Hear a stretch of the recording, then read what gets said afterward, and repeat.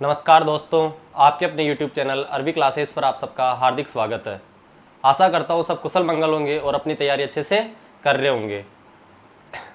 अपन Rajasthan geography में राजस्थान के वनस्पति एवं वन्यजीव कर रहे थे। वनस्पति वन्यजीव में अपन ने वन कंप्लीट कर लिए थे। वनस्पति एवं वन्यजीव में अपन ने वन कंप्लीट कर लिए थे। कल की क्लास में अपन ने देखा था जैव विविधता।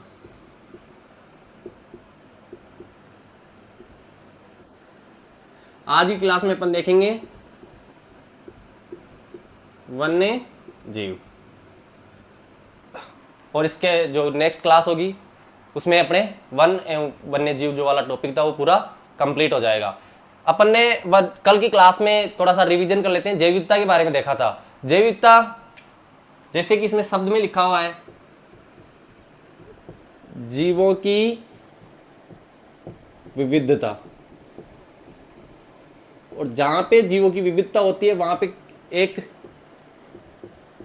जटिल पारिस्थितिकी तंत्र का क्या होता है, तंत्र का निर्माण होता है। अर्थात एक तरह से अगर अपन जैव विविधता को देखें तो एक जटिल पारिस्थितिकी तंत्र को अपन जैव विविधता बोल सकते हैं। इस शब्द का सर्वप्रथम प्रयोग कल की क्लास में देखा था, वॉल्टर जी रासेन ने किया था। लेकिन जैव विविधता का जनक जिसे बोलते हैं वो है एडवर्ड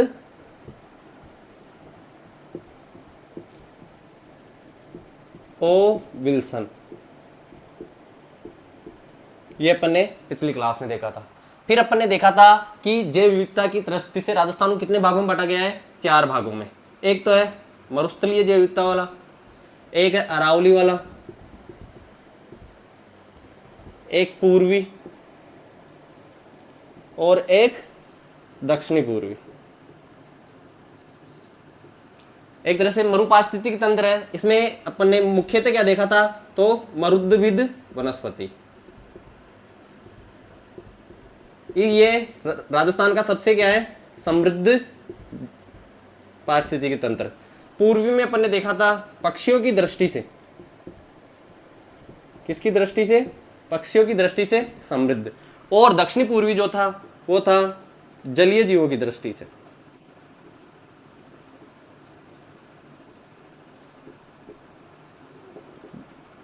समृद्ध पारिस्थितिकी तंत्र। इस प्रकार अपन ने कल राजस्थान को 4 भागों में बांटते हुए चारों पारिस्थितिकी तंत्र पर विस्तार से चर्चा की थी। फिर इनके संरक्षण के प्रयास के लिए अपन ने देखा था स्वस्थाने और बहिस्थाने। इन दोनों में डिफरेंस देखा था। स्वस्थानीय अर्थात उनके ही निजी आवास अर्थात प्राकृतिक आवास पर उनको संरक्षण या सुरक्षा प्रदान करना क्या कहलाता है, स्वस्थानीय। इसमें अपन ने देखा था नेशनल पार्क, कंजर्वेशन रिजर्व, आखेट निषिद्ध क्षेत्र। उसके बाद अपन ने देखा था आखेट निषिद्ध क्षेत्र। फिर अपन ने देखा था अभ्यारण्य, फिर रामसर साइट। ये सब इसमें देखा था। इसमें देखा था अपने बॉटनिकल पार्क,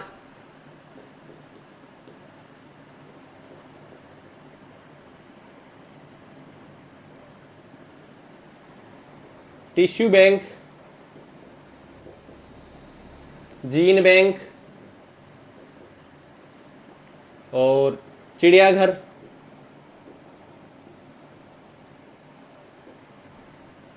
बायोलॉजिकल पार्क। ये सब इसमें अपन ने बहिस्थाने में अर्थात उनके कृत्रिम आवास पर, ऐसी जगह जहां पे वो स्वतंत्र रूप से नहीं रहते थे और उनको सुरक्षा प्रदान की जाती थी। इस प्रकार अपन ने कल की क्लास में देखा था। इसके बाद अपन ने देखा था कि इसके प्रयास के लिए क्या क्या कुछ किया गया है। भाई जैसे वनों के लिए अपन ने देखा था कि आजादी से पहले रियासतों द्वारा कानून बनाए गए थे, आजादी के बाद भारत सरकार द्वारा कानून। उसी प्रकार इसके लिए क्या क्या प्रयास किया गया। तो इसके लिए सबसे पहले तो किसकी स्थापना की गई, IUCN, international union of conservation of nature and natural resources. इसकी स्थापना कब की गई थी, तो 1948 में। इसका जो मुख्यालय है वो कहाँ पे है, तो मोरगे शहर और ये कहाँ पे पड़ता है, तो स्विट्जरलैंड में। ये अपन ने कल देखा था। इसके बाद में इसके द्वारा एक बुक जारी की जाती है, उसको बोलते हैं red data book. Red data book ये क्या दर्शाती है, तो संकटग्रस्त प्रजातियों का क्या देती है, ब्यौरा। कब जारी, 1972 में। इसका लेटेस्ट जो एडिशन है वो कौन सा था, 5th। कब जारी किया गया था, 2010 में। चलो साहब, एक सम्मेलन आयोजित हुआ था काइट्स, ये कब हुआ था, 1973 में। ठीक है, भारत इसका सदस्य कब बना था, तो 1975 में। काइट्स का मुख्य उद्देश्य क्या था कि जो संकटग्रस्त प्रजातियां हैं उनके व्यापार पर क्या लगाना है, प्रतिबंध, व्यापार को नियंत्रित करना है। किस चीजों का, तो संकटग्रस्त प्रजातियों का। चलो साहब, इसी बीच यहां पे 1962 में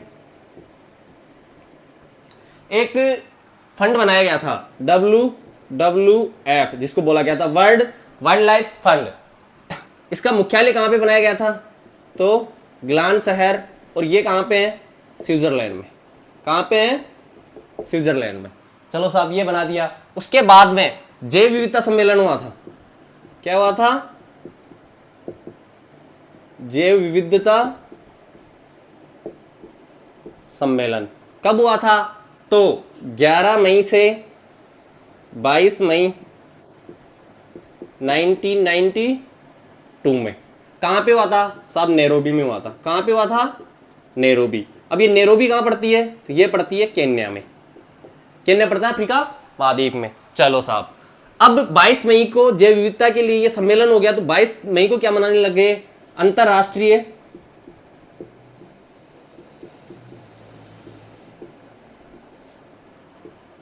जैव विविधता दिवस। कब मनाने लगे, 22 मई को। अगर 22 मई को मनाते हैं तो साहब 2024 में मनाया होगा। तो 2024 में जो जैव विविधता दिवस मनाया गया उसकी थीम थी be part of the plan, अर्थात योजना का क्या बनो, हिस्सा बनो। अब जब यह सम्मेलन आयोजित हुआ तो इस सम्मेलन की अनुपालना में भारत सरकार द्वारा 2002 में क्या पारित किया गया, जैव विविधता संरक्षण हेतु अधिनियम बनाया गया। क्या बनाया गया, अधिनियम। इस अधिनियम के तहत 2003 में क्या बनाया गया, तो जैव विविधता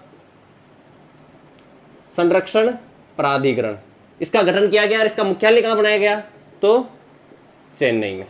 कहां किया गया, चेन्नई में। ये अपन ने कल देखा था। इसके बाद में जैसे इसका गठन किया गया तो जैव यूएनओ द्वारा 2010 को क्या घोषित किया गया, जैव विविधता वर्ष। और एक जगह पड़ती है जापान में, नगोया, और ये कहां पड़ती है, जापान में। यहां पे एक सम्मेलन हुआ था और उसमें 2011 से लेके 2020 वाले दशक को ही क्या घोषित कर दिया, जैव विविधता दशक घोषित कर दिया।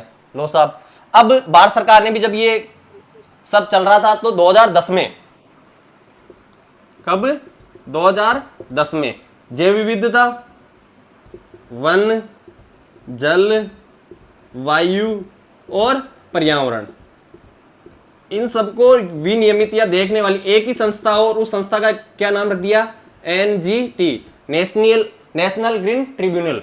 और इसका मुख्यालय कहां बनाया गया, तो साहब दिल्ली में।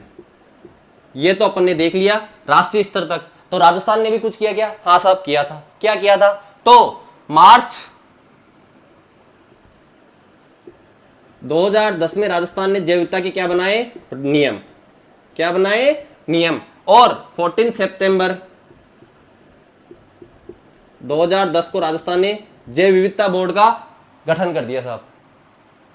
क्या कर दिया, जैव विविधता बोर्ड का गठन। अब जैव विविधता बोर्ड का गठन कर दिया तो जैव विविधता बोर्ड राजस्थान में क्या ढूंढता है, जैव विविधता विरासत स्थल। क्या ढूंढता है, विरासत स्थल। उन स्थलों में से एक तो अपन ने पढ़ा था राष्ट्रीय मरुद्यान, आकलूट फॉसिल्स पार्क राष्ट्रीय मरुद्यान, दूसरा अपन ने पढ़ा था नागपाड़, और तीसरा अपन ने पढ़ा था छापोली मनसा माता जो झुंझुनू में पड़ता है। उसके बाद में इसने क्या स्थापित कर दिया, जैव विविधता पार्क। कहां पे, तो गब्दर क्षेत्र उदयपुर में। इस प्रकार अपन ने जैव विविधता से रिलेटेड सारे फैक्ट देखे थे। उसके बाद अपन ने देखा था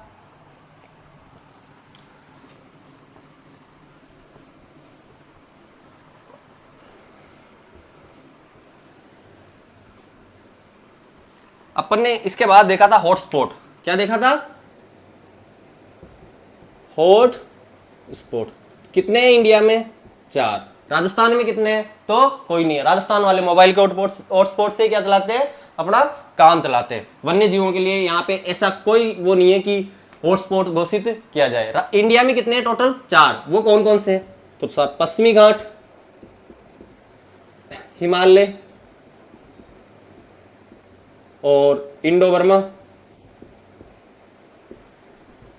उसके बाद में अपन ने देखा था सुंदरलैंड।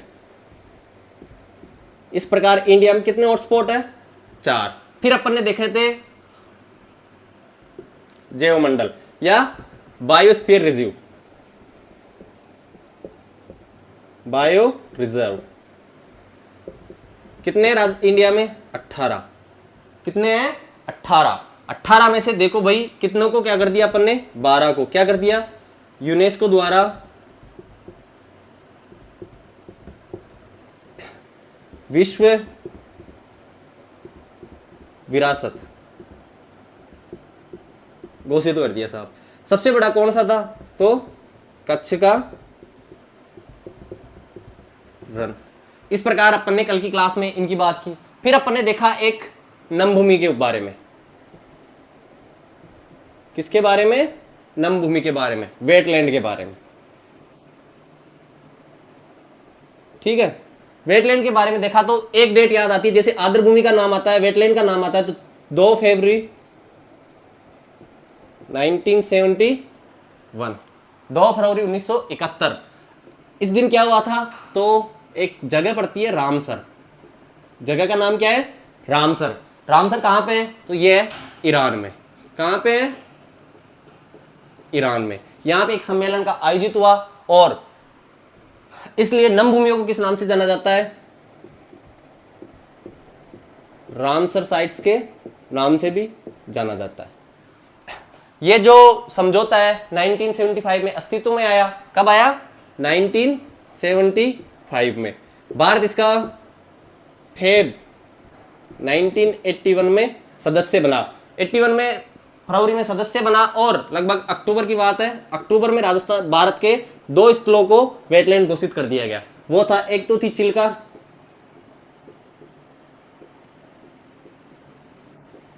और राजस्थान से केवलादेव। अब यहां से क्वेश्चन बनता है कि राजस्थान का प्रथम आर्द्र रामसर साइट है, तो वो है केवलादेव। भारत की भी प्रथम है और राजस्थान की भी प्रथम है। दोनों ऑप्शन में आए तो दोनों सही होंगे, लेकिन दोनों ऑप्शन में नहीं आएंगे। अगर भारत की पूछेगा तो या तो केवलादेव देगा या चिल्का झील देगा। लेकिन अगर राजस्थान की बात करें तो राजस्थान की प्रथम कौन सी है, केवलादेव, क्योंकि चिल्का झील तो राजस्थान में है ही नहीं। भारत की सबसे बड़ी लवणीय झील, अगर आप सबको अच्छे से पढ़े हो तो। उसके बाद में अक्टूबर में ये कर दिया, तो एक और थी 23 मार्च 1990, किसको घोषित कर देते हैं, सांबर को। इस प्रकार राजस्थान में कितने हैं, 2 वेटलैंड है। अब ये जो 2 फरवरी है, इसको क्या मनाया जाता है, वेटलैंड डे। भाई इतना बड़ा काम कर दिया इस सम्मेलन में कि आर्द्र भूमियों को सुरक्षा मिलने लग गई, तो वेटलैंड डे मनाने लगे। अब वेटलैंड डे मनाने लगे तो साहब 2024 में मनाया होगा, मनाया था साहब। तो इसकी जो थीम थी वो क्या थी, वो थी वेटलैंड एंड ह्यूमन वेलबींग। क्या थी, वेटलैंड एंड ह्यूमन वेलबींग, अर्थात आर्द्र भूमि एवं मानव कल्याण। इसका क्या था, इसकी क्या थी, थीम थी। इस प्रकार अपन ने कल की क्लास में जो है जैव विविधता से रिलेटेड सारे फैक्ट थे, जितने भी फैक्ट थे उन सब पर विस्तार से चर्चा की है। आई होप आपको कल की क्लास में मजा आया होगा। जैसे कल की क्लास में मजा आया था वैसे ही आज की क्लास में भी मजा आया था। वैसे आज के दिन का इतिहास अगर अपन देखना चाहे तो आज क्या है, थोड़ा सा आज के दिन पे भी चर्चा कर लेते हैं थोड़ी सी। बताओ आज क्या है? 2 अक्टूबर। क्या है? 2 अक्टूबर। और 2 अक्टूबर को भारत के एक तो राष्ट्रपिता कौन? महात्मा गांधी जी का क्या होता है? जयंती होती है। और इसी दिन भारत के दूसरे प्रधानमंत्री, सेकंड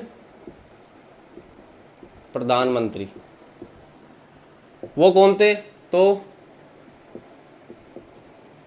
लाल बहादुर शास्त्री। इनकी भी क्या है? आज जयंती है 2 अक्टूबर को। समझ में आ गया? महात्मा गांधी का 2 अक्टूबर 1869 को पोरबंदर गुजरात में इनका जन्म हुआ था। इनका 2 अक्टूबर 1904 को मुगल सराय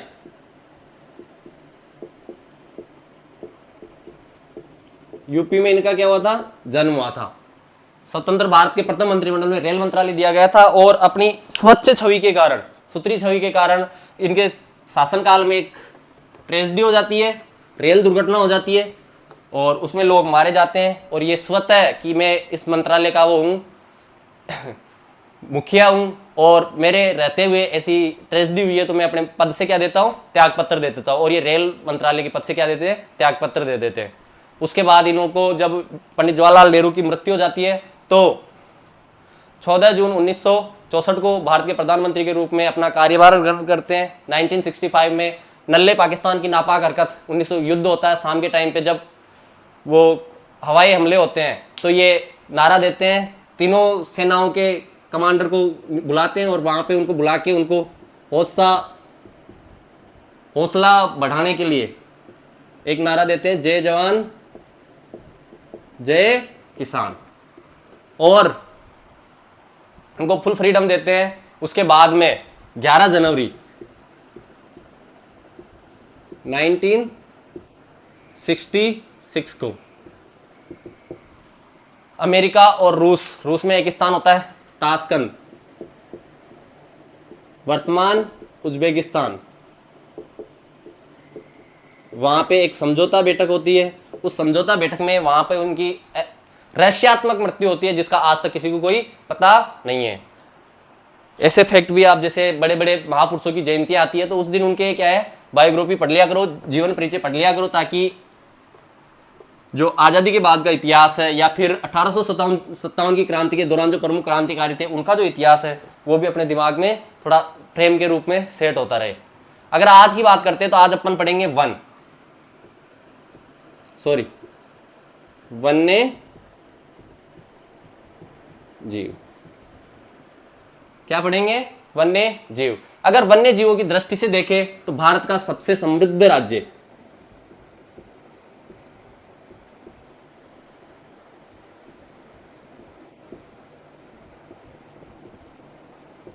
असम है और असम के बाद सेकंड स्थान आता है अपने राजस्थान का। किसका आता है? राजस्थान का। चलो आजादी से पहले, किससे पहले? आजादी से पहले राजस्थान को क्या कहा जाता था?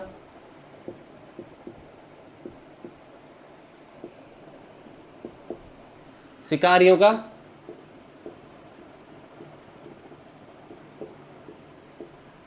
स्वर्ग।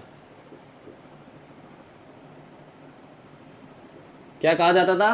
राजस्थान को शिकारियों का स्वर्ग भी कहा जाता था।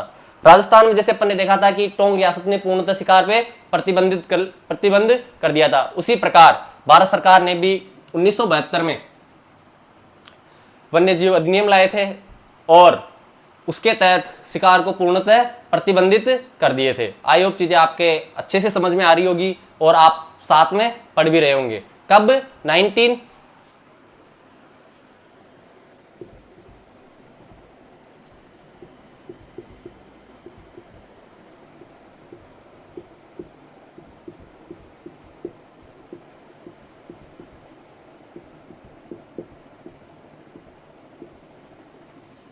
कब आया? 1972, 1972 का वन्य जीव संरक्षण अधिनियम। इसके तहत शिकार को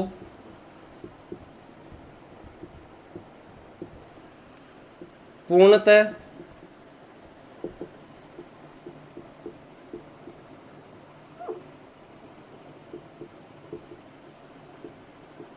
प्रतिबंधित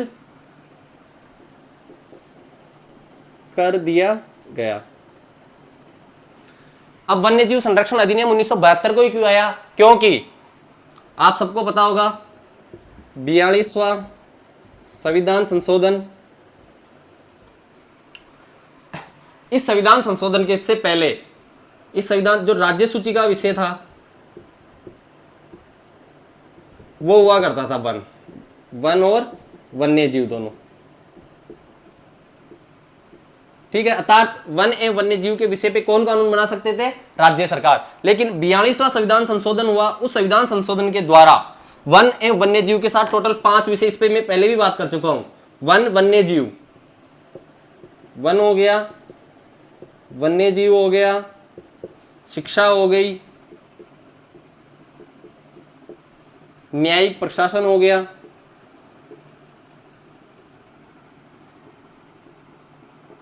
और नापतोल की इकाइयां हो गई।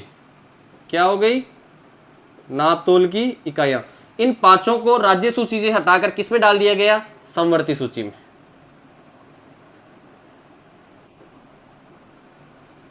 किसमें डाल दिया गया? समवर्ती सूची में। आपको पता होगा सूचियां 3 होती है, संघ सूची, राज्य सूची और समवर्ती सूची। संघ सूची में ऐसे विषय होते हैं जिन पे केंद्र सरकार कानून बना सकती है, राज्य सूची में ऐसे विषय होते हैं जिन पे राज्य सरकार कानून बना सकती है, और समवर्ती सूची में ऐसे विषय होते हैं जिन पे राज्य सरकार और केंद्र सरकार दोनों कानून बना सकती है। लेकिन अगर दोनों पे टकराव की स्थिति हो तो उस सिचुएशन में केंद्र सरकार का कानून मान्य होता है या लागू होता है। आयोग चीजें आपको अच्छे से समझ में आ रही होगी। और ये जो शक्तियों का बंटवारा है भारतीय संविधान की 7वीं अनुसूची में इसको दे रखा है।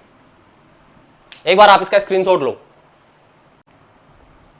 चलो, अगर अब अपन बात करते हैं, देखो भारत सरकार, भारत का समृद्ध राज्य असम वन्य जीवों की दृष्टि से, सेकंड राजस्थान है। आजादी से पहले भारत के राजस्थान को क्या कहा जाता था? शिकारियों का स्वर्ग। वन्य जीव संरक्षण अधिनियम 1972, शिकार को पूर्णतः प्रतिबंधित किया गया। और 42वें संविधान संशोधन 1976 के राज्य सूची का विषय हुआ था वन एवं वन्य जीव, है ना। कितने थे टोटल? 5। वन, वन्य जीव, शिक्षा, न्यायिक प्रशासन और नापतोल। ये 5 किसमें थे? राज्य सूची में। इनको यहां से उठाकर किसमें डाल दिया गया? समवर्ती सूची में। आयोग चीजें आपके अच्छे से समझ में आ रही होगी। और ये जो सूचियों का है वो किसमें है? 7वीं अनुसूची में। मूल संविधान में कितनी थी? 8। वर्तमान में कितनी है अनुसूचियां? 12। जब अपन पॉलिटी पढ़ेंगे तब इन पर भी विस्तार से चर्चा कर लेंगे।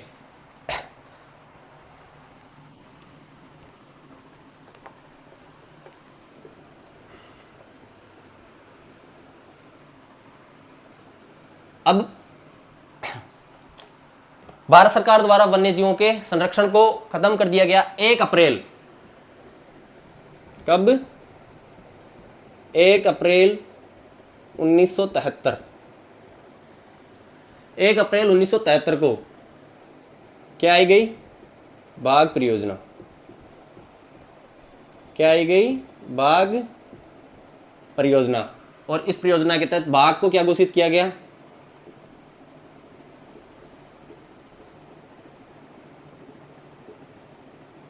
बाघ को राष्ट्रीय पशु घोषित किया गया। 1 अप्रैल 1973 को बाघ परियोजना जारी की गई और बाघ के संरक्षण के लिए क्या घोषित किया गया? उसको राष्ट्रीय पशु घोषित किया गया। ठीक है। अगर बाघ परियोजना की बात करें तो भारत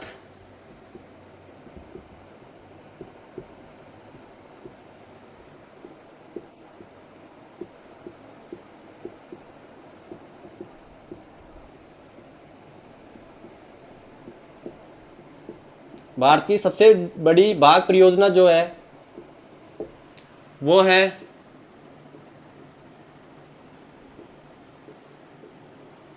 नागार्जुन सागर। और ये कहाँ पड़ता है? श्रीशैलम। कहाँ पड़ता है? श्रीशैलम। और श्रीशैलम कहाँ पड़ता है? तो आंध्र प्रदेश में। कहाँ पड़ता है? आंध्र प्रदेश में।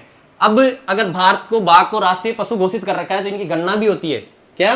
बाघों की गणना।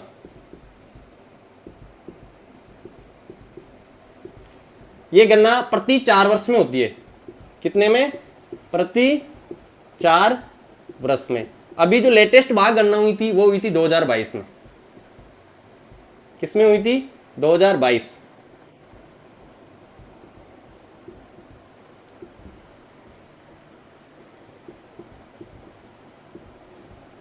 गणना के अनुसार सर्वाधिक बाघ कहां पे हैं? अगर अपन सर्वाधिक बाघ देखते हैं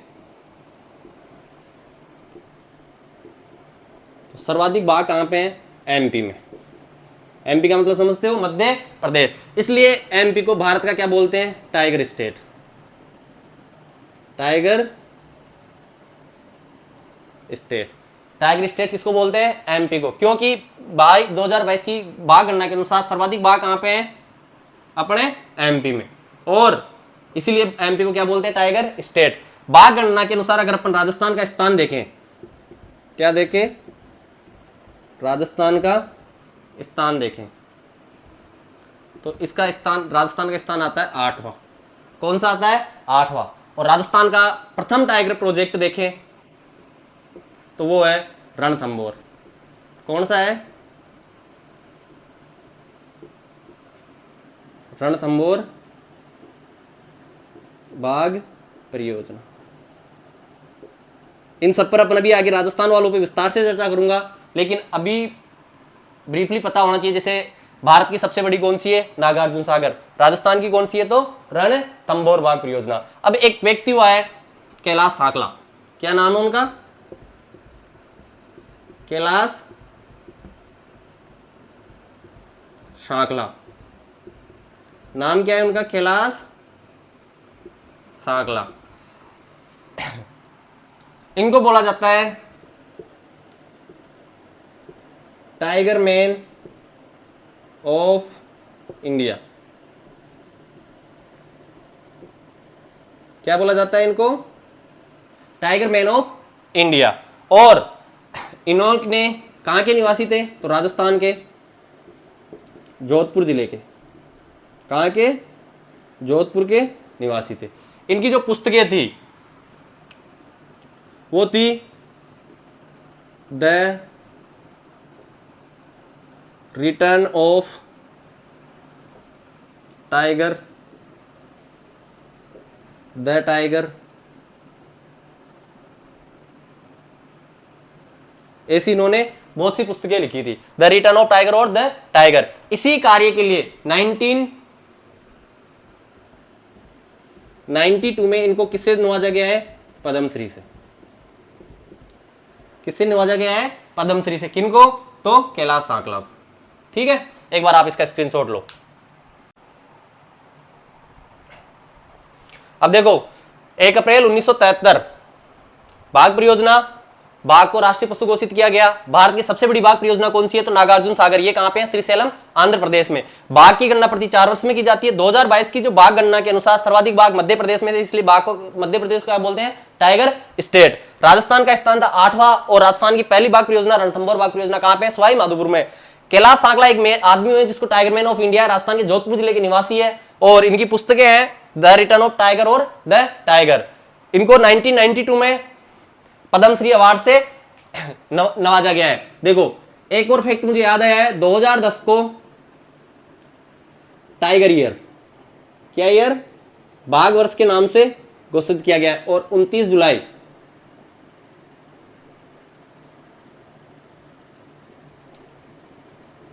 जुलाई को किस नाम से किस रूप में मनाते हैं? टाइगर डे के रूप में।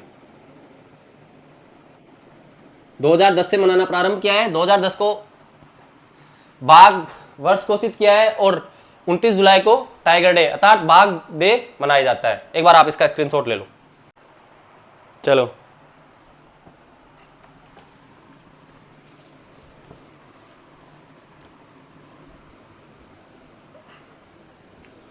अब अपन बाघ परियोजनाएं पढ़ रहे हैं। बाघ परियोजना में अपन ने क्या क्या पढ़ा कि 1 अप्रैल 1973 में बाघ परियोजना के तहत भारत बाघ को राष्ट्रीय पशु घोषित किया गया। सबसे बड़ी बाघ परियोजना नागार्जुन सागर श्रीशैलम आंध्र प्रदेश। बाघ जनगणना 2022 के अनुसार सर्वाधिक बाघ मध्य प्रदेश में, राजस्थान का स्थान 8वां है। मध्य प्रदेश को टाइगर स्टेट कहते हैं। और जो बाघ है उनके लिए एक व्यक्ति प्रसिद्ध है, उसका नाम है कैलाश नागला, उसको टाइगर मैन ऑफ इंडिया कहते हैं और वो जोधपुर निवासी है। उनकी द रिटर्न ऑफ टाइगर और द टाइगर जैसी पुस्तकें हैं। इसके बाद में अगर अपन बात करते हैं तो उनको 1992 में क्या दिया गया है, पद्मश्री। अब जैसे अपन ने जैसे सबसे बड़ी देखी ना, तो वैसे भारत की प्रथम भी है। राजस्थान की देखी, वहां पे मेरे दिमाग से स्किप हो गया। भारत की प्रथम बाघ परियोजना तो वो है जिम कार्बेट। कौन सी है? जिम कार्बेट, ठीक है। उसके बाद में अगर अपन देखते हैं तो भारत में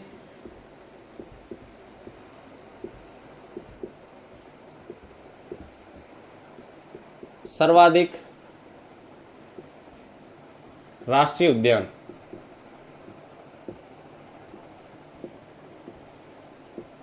भारत में सर्वाधिक राष्ट्रीय उद्यान तो कहां पे है? मध्य प्रदेश में। कहां पे है? मध्य प्रदेश में। भारत में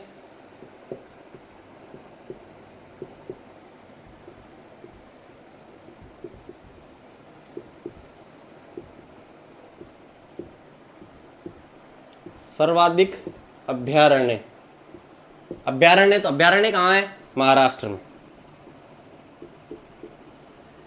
कहां पे है? महाराष्ट्र में। अभ्यारण्य में देखो, यहां पे तुम्हारी हिंदी भी सही करवा देता हूं, भय पूरा आता है। अर्थात अभ्यारण्य क्या चीज होती है? तो अभय प्लस अरण्य। इसमें क्या होता है? ए और ए मिलके क्या हो जाते हैं? आ। कौन सी संधि हो गई? दीर्घ संधि। अर्थात अभय जहां पे बिना डर के, अरण्य जंगल, ऐसी ही जगह जहां पे जंगली जीव बिना किसी डर के निर्वाह रूप से आबाद भ्रमण कर सकते हैं, उसको अपन क्या बोल देते हैं? अभ्यारण्य। बहुत सी जगह अभ्यारण्य अपन ऐसे लिखते हैं,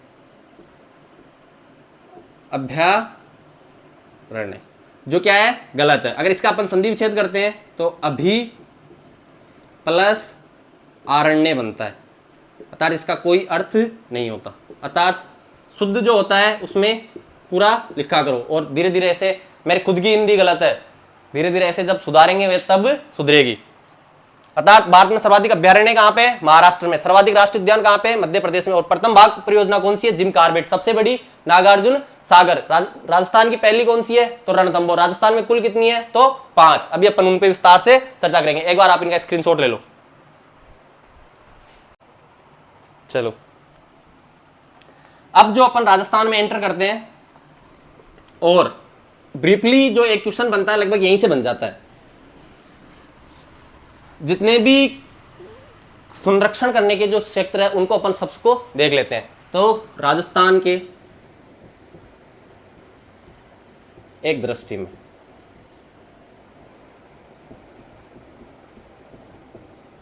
ठीक है, ओवरव्यू है एक तरह से। अगर राजस्थान में देखें तो राष्ट्रीय उद्यान, राष्ट्रीय उद्यान कितने हैं राजस्थान में? तो अपने हैं 3। कितने हैं? 3। दूसरा है बाघ परियोजना,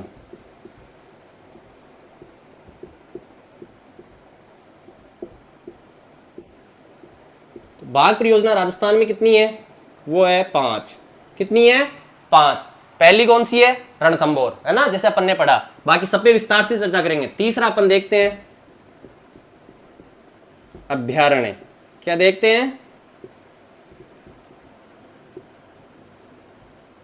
अभ्यारण्य राजस्थान में कितने हैं? तो ये हैं 27। कितने हैं? 27। उसके बाद में चौथी जो चीज आती है अपने सामने वो आती है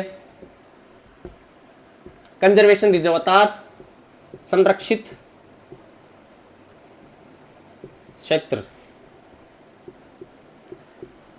मोस्ट इंपोर्टेंट एग्जाम की दृष्टि से फिलहाल ये बना हुआ है, क्योंकि ये बढ़ते जा रहे हैं, बढ़ते जा रहे हैं, बढ़ते जा रहे हैं। इनकी संख्या लेटेस्ट गणना के अनुसार कितनी हो चुकी है? 36। कितनी हो चुकी है? 36। पर ये आंकड़ा अभी बढ़ सकता है, इसलिए यहाँ से क्वेश्चन यहाँ से नहीं बनता, बाकी इनमें से तो सीधा सीधा बन जाता है कि अभ्यारण्य 27 है, लेकिन ये जो संख्या है ये बहुत तेज गति से ग्रो कर रही है, बढ़ रही है, इसलिए यहाँ से क्वेश्चन नहीं पूछा जाएगा, इसके अंदर से पूछेंगे कि 36 है, 36 के 36 अपन अच्छे से याद करेंगे, वो कौन सा कहाँ पे है, वहां से क्वेश्चन बनता है। उसके बाद में अपन पांचवी चीज देखते हैं संरक्षण जोन में, आखेट निषिद्ध क्षेत्र।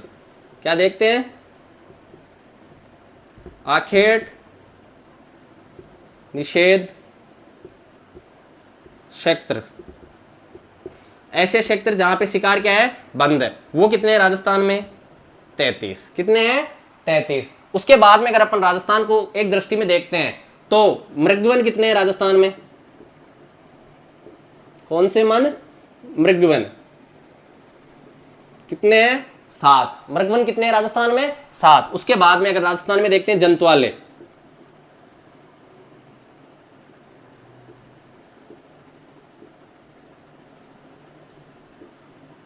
जंतुआलय कितने हैं? तो ये है 5। कितने हैं जंतुआलय? 5। इस प्रकार राजस्थान को अगर अपन एक दृष्टि से देखें तो अपना एक क्वेश्चन तो यहीं पे पूरा हो जाता है कि राष्ट्रीय उद्यान कितने हैं? 3। बाघ परियोजनाएं कितनी है? 5। अभ्यारण्य कितने हैं? 27। संरक्षित क्षेत्र कितने हैं? 36। लेकिन ये बढ़ते जा रहे हैं। आखेट निषिद्ध क्षेत्र कितने हैं? तो 33। मृगवन कितने हैं? 7। और जंतुआलय कितने हैं? 5। देखो आज की क्लास में अपन देखेंगे राष्ट्रीय उद्यान, और आने वाली क्लास में अपन अगली क्लास होगी जिसमें बाघ परियोजनाएं, अभ्यारण्य, संरक्षित क्षेत्र, आखेट निषिद्ध क्षेत्र, मृगवन और जंतुआलय सारे एक साथ देख लेंगे। और आने वाली क्लास में क्या हो जाएंगे, सारे राजस्थान के जो वन्य जीव है वो समाप्त। एक बार आप इसका स्क्रीनशॉट ले लो, फिर अपन अभ्यारण्य राष्ट्रीय उद्यान की तरफ बढ़ते हैं। चलो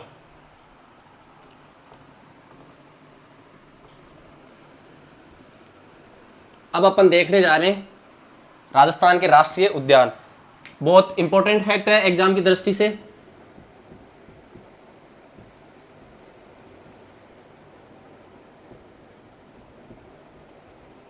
कितने हैं टोटल? तो 3। कितने हैं? 3। अपन आज पहला देख रहे हैं। पहला कौन सा है? तो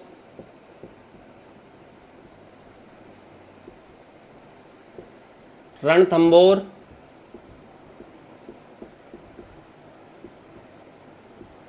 राष्ट्रीय उद्यान।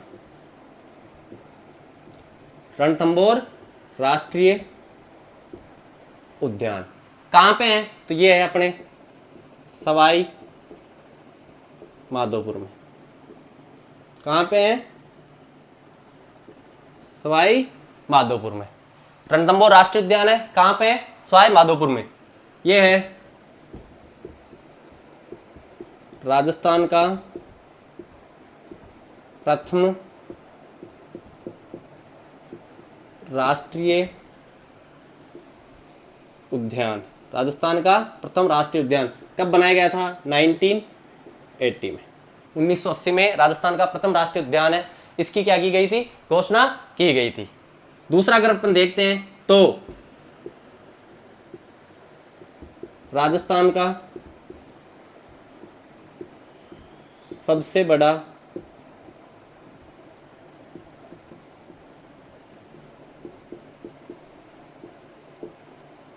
राष्ट्रीय उद्यान, जिसका क्षेत्रफल लगभग कितना है? तो 393 वर्ग किलोमीटर। 393 वर्ग किलोमीटर। उसके बाद में अगर अपन इसके बारे में देखते हैं तो यहां पे भारत का एकमात्र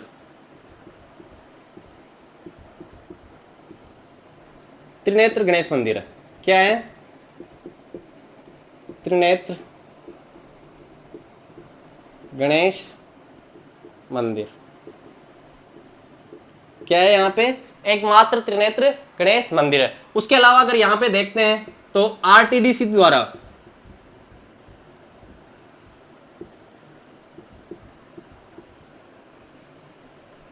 संचालित होटलें हैं। संचालित होटल कौन सी है? तो झूमर। कौन सी है? झूमर और जोगी महल। जोगी महल के बारे में ऐसा कहा जाता है कि यहाँ पे तीनों धर्मों का सम्मिश्रण है। ईसाई धर्म के लिए भी है और हिंदू धर्म के लिए भी है और मुस्लिम धर्म के लिए भी है। उसके अलावा अगर अपन रणथंभौर राष्ट्रीय उद्यान की बात करते हैं तो ये राजस्थान की क्या थी, प्रथम बाघ परियोजना।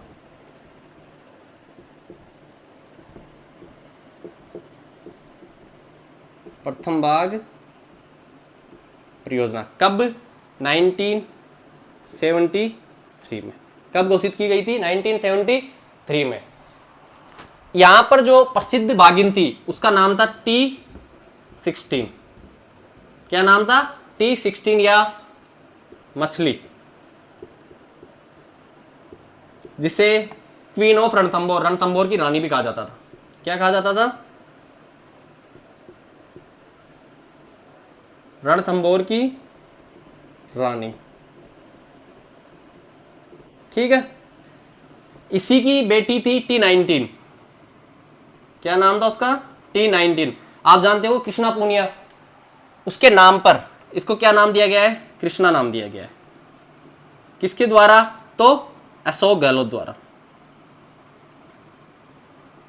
अशोक गहलोत जी द्वारा इसको T19 को क्या नाम दिया गया है, तो कृष्णा नाम दिया गया है। उसके बाद में यहाँ की अगर और एक कलात्मक और चीज देखते हैं तो यहाँ से बाघों को स्थानांतरित, भारत में पहली बार बाघ स्थानांतरित की जो घटना है 2008 में यहीं पे घटित हुई थी। यहां से सुल्तान और बबली नामक बाघ को सरिस्का अभ्यारण्य में स्थानांतरित किया गया था। एक बार आप इसका स्क्रीनशॉट लो, फिर अपन आगे देखते हैं। चलो, अगर अपन अब इसमें आगे देखते हैं, रणथंभौर राष्ट्रीय उद्यान में अगर अपन आगे देखते हैं तो यहां से इसको भारतीय बाघों का जच्चा घर भी कहा जाता है। क्या कहा जाता है, जच्चा घर भी कहा जाता है। इसके अलावा यहां से सबसे बड़ी जो घटना है, भारत में पहली बार को, कितनी बार, पहली बार क्या किया गया था, बाघ स्थानांतरित।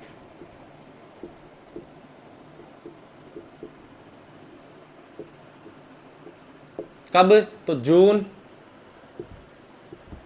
2008 में। दो बाघ थे, बाघ और बाघिन का जोड़ा था, सुल्तान और बबली। कहां भेजा गया इनको, सरिस्का में। सरिस्का कहां है, अलवर में। अब आप इसका स्क्रीनशॉट ले लो। देखो, अपन ने रणथंभौर राष्ट्रीय उद्यान देखा, भारत का पहला, राजस्थान का पहला राष्ट्रीय उद्यान है। सवाई माधोपुर जिले में राजस्थान का सबसे बड़ा राष्ट्रीय उद्यान है, जिसका क्षेत्रफल लगभग 393 वर्ग किलोमीटर है। ठीक है। यहाँ पे भारत का एकमात्र त्रिनेत्र गणेश मंदिर, गणेश जी के दो आंखें होती है, लेकिन यहाँ पे गणेश जी की कितनी आंखें हैं, 3 आंखें हैं। RDTC द्वारा संचालित यहाँ पे क्या है, तो जोगी महल और झूमर होटल। जोगी महल में तीनों धर्मों का क्या है, मंदिर है। उसके बाद में यहाँ पे कुकर घाटी, जो अपन पहले पढ़ चुके थे। उसके अलावा ये भारत, राजस्थान की प्रथम क्या है, बाघ परियोजना है। कब स्थापित हुई थी, 1973 में। उसके बाद अगर अपन बात करते हैं तो ये भारतीय बाघों का क्या है, जच्चा घर है। ठीक है, भारतीय बाघों का जच्चा घर है। यहाँ की जो प्रसिद्ध बाघिन है उसका नाम है T16, उसको मछली के नाम से जाना जाता है, और वो राजस्थान रणथंभौर की रानी भी कहते हैं। उसकी बेटी थी T19, उसको अशोक गहलोत द्वारा क्या नाम दिया गया था, बताओ। उसको नाम दिया गया था कृष्णा। एक भारत की, राजस्थान की खिलाड़ी है कृष्णा पुनिया, उसका नाम करके उसको क्या नाम दिया गया, कृष्णा नाम दिया गया था। फिर इस यहाँ से सबसे पहली बार बाघों का स्थानांतरित की जो क्रिया है वो भी यहीं पे संपादित हुई थी। आयोग चीजें आपको अच्छे से समझ में आ रही होगी। मैं इसमें उतने ही फैक्ट लिखवा रहा हूं, फैक्ट चाहूं तो मैं इसमें 3 स्लाइडें लिख सकता हूं, पर वो बेतुकी होगी, अपने एग्जाम में काम की नहीं होगी। एक और लिखना चाहो तो वो लिख लो, पहले लिखी हुई है उसलिए मैंने नहीं लिखवाया। यहां पे क्या है, तो कुकरा घाटी। वैसे अपन भौतिक प्रदेश पढ़े थे तब लिख चुके थे इसको, इसलिए मैंने नहीं लिखवाया कि बार बार रिपीटेशन अच्छा नहीं है इसलिए। बाकी इसका स्क्रीनशॉट ले लो, फिर अपन आगे बढ़ते हैं।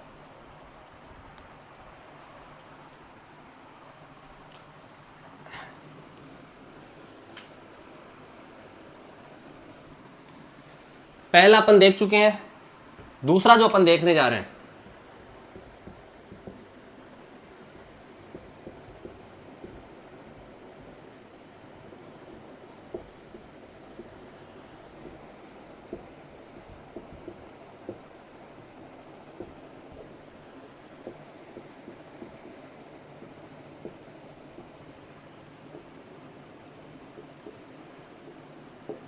कब हुआ था ये?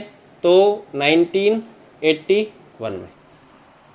केवलादेव राष्ट्रीय उद्यान राजस्थान का दूसरा राष्ट्रीय उद्यान है। कब? 1981 में। अगर तुम्हें याद हो तो 1981 में केवलादेव को सांबर साइट में भी, रामसर स्थल में भी, रामसर साइट में भी शामिल किया गया था। चलो कहां पे है? तो भरतपुर में। ठीक है, राजस्थान का सबसे छोटा राष्ट्रीय उद्यान, छोटा राष्ट्रीय उद्यान, लगभग 39 वर्ग किलोमीटर है। कितना है? 39 वर्ग किलोमीटर। इसको, ये जो राष्ट्रीय उद्यान है, इसको कहा जाता है पक्षियों का स्वर्ग। क्या कहा जाता है? क्या कहा जाता है? तो पक्षियों का स्वर्ग, पक्षियों का स्वर्ग और पक्षियों की प्रजनन स्थली। क्या कहा जाता है? प्रजनन स्थली। यहां पे प्रवासी पक्षी सर्वाधिक आती है। प्रवासी पक्षियों में अगर अपन देखें तो साइबेरियन सारस। क्या आता है यहां पे? साइबेरियन सारस। कब आता है? तो शीत ऋतु में। कब आता है? शीत ऋतु में। शीत ऋतु का समय कौन सा है? तो अक्टूबर नवंबर में आने का समय है। और ये वापस कब चला जाता है? तो फेब से मार्च के मध्य ये चला जाता है। समझ में आ रही होगी जी। साइबेरियन सारस है, उसकी एक पसंदीदा घास है, उस घास का नाम है कुट्टू। क्या नाम है? कुट्टू घास। इस घास के लिए ये साइबेरियन सारस यहाँ पे, उसके बाद में यहाँ पे एंचा घास भी पाई जाती है। एक बार इसका स्क्रीनशॉट लो, फिर अपन आगे बढ़ते हैं।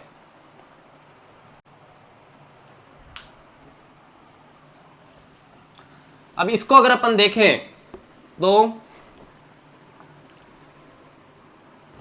इसको अगर अपन देखें तो 1981 में इसे क्या घोषित किया गया है? Ramsar site. केवलादेव को रामसर साइट कब? 1981 में। अपन ने जब जैव विविधता का पूर्वी मैदानी पढ़ा था, उसमें बोला था कि केवलादेव किसमें है? यूनेस्को की सांस्कृतिक विरासत में। तो 1985 में इसको किसमें घोषित किया जाता है? तो यूनेस्को द्वारा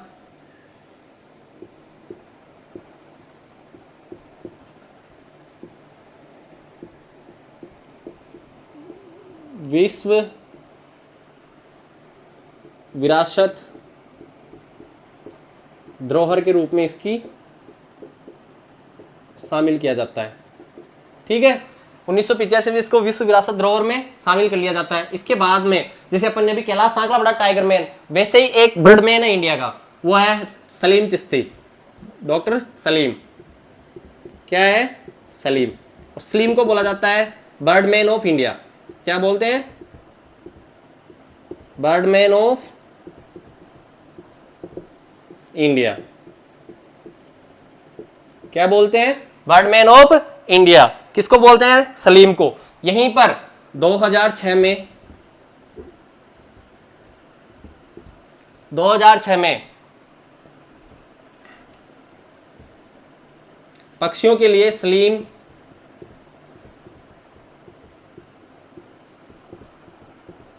इंटरप्रिटेशन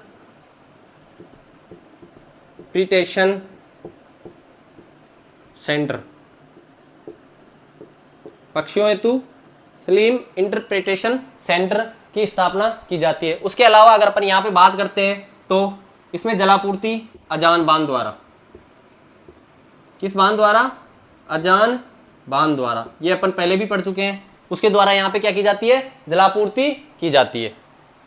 इसको बर्डमैन ऑफ इंडिया कहा जाता है और यहाँ पे सलीम इंटरप्रिटेशन सेंटर स्थित है। आई होप चीजें आपको अच्छे से समझ में आ रही होगी। उसके बाद में भी अगर देखें तो यहाँ पे जो पाइथन होता है, अजगर होता है,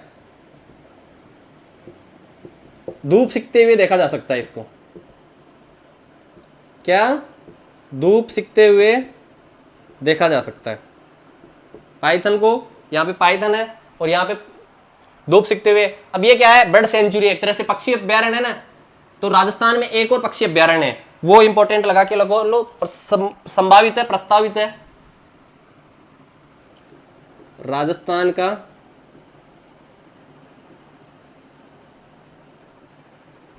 दूसरी बर्ड सेंचुरी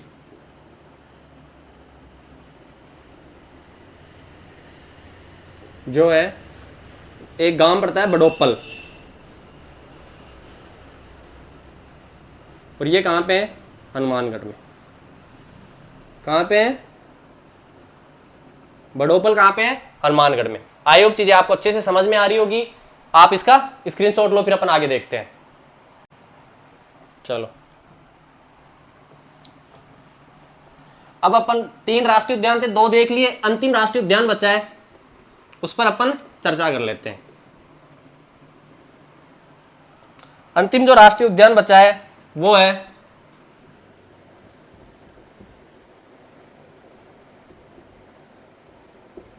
मुकुंदरा हिल्स राष्ट्रीय उद्यान।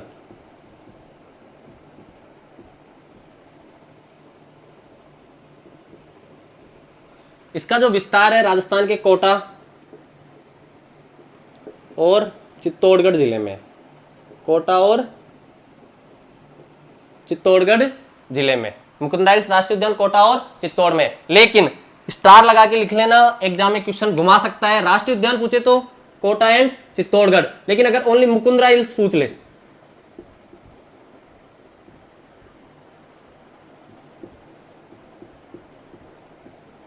उस समय अपने को चित्तौड़ पे नहीं जाके कहां जाना है? झालावाड़ पे। वो अपन फिजिकल डिवीजन पढ़े थे तब देख लिया था, कोटा एंड झालावाड़। समझ में आ गया? मुकुंदरा हिल्स राष्ट्रीय उद्यान कोटा एंड चित्तौड़ में, लेकिन मुकुंदरा हिल्स पहाड़ियां जो है कहां पे? कोटा एंड झालावाड़ में। मुकुंदरा हिल्स राष्ट्रीय उद्यान की अगर अपन बात करते हैं तो इसकी स्थापना, जो अधिसूचना जारी की गई थी जनवरी 2012 को, राजस्थान का तीसरा राष्ट्रीय उद्यान।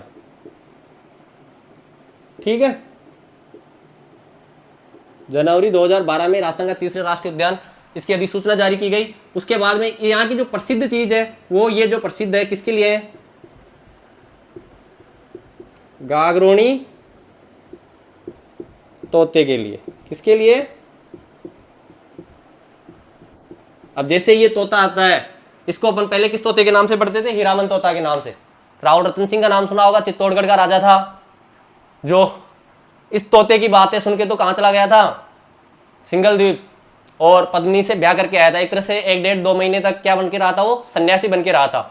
और ये सारी कहानी किसमें मिलती है अपने को? मलिक मोहम्मद जायसी की जो पुस्तक है पद्मावत, अवधी भाषा में लिखी गई है, शेरशाह सूरी के समय लिखी गई थी, उसके अंदर ये जानकारी अपने को मिलती है। 1640 लगभग 1640 या 1637 में ये पुस्तक लिखी गई थी। अब गागरोनी तोते, इसे गागरोन झालावाड़ दुर्ग, गागरोन है दुर्ग झालावाड़ में, लेकिन गागरोनी तोते कहां पे पाए जाते हैं? मुकुंदरा हिल्स में। ध्यान रखना, इसको हीरामन तोता भी कहा जाता है। ये मनुष्य की हबहू नकल करने में माहिर होता है।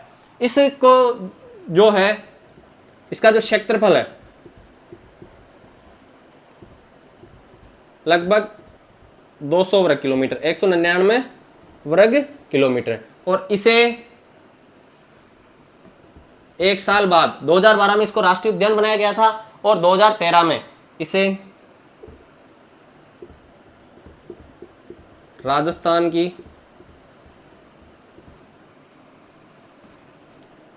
तृतीय यानी तीसरी बाघ परियोजना